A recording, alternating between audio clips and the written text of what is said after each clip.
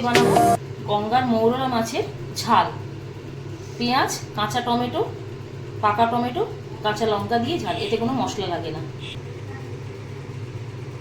মাছটাকে ধুয়ে আর নুন হলুদ মাখিয়ে রেখে দিয়েছি। এবার মাছটা ভাজবো। তেলটা গরম হয়ে গেছে, এবার মাছগুলো ভেজে নেব।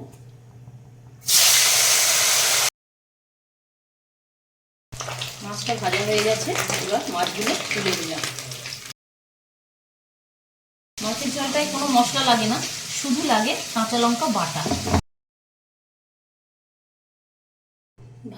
মাছ ভাজার তেলটা ছিল, সেই তেলের মধ্যে আমি পেঁয়াজটাকে ছেড়ে দেবো। পেঁয়াজটা ভাজা ভাজা হয়ে গেছে, এবার আমি কাঁচা টমেটো আর পাকা টমেটোটা অ্যাড করব।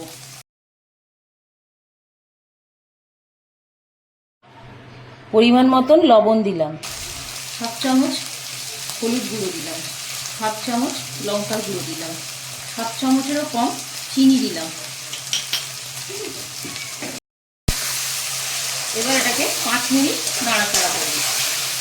মশলাটা ভাজা হয়ে গেছে, 5 মিনিট হয়ে গেছে। এবার আমি কাঁচা লঙ্কা যেটা বেটে রেখেছিলাম সেই জলটা দিয়ে দেবো, বাটা জলটা দিয়ে দেবো, আর একটু জল অ্যাড করবো। এবার মাছগুলো দিয়ে দেবো।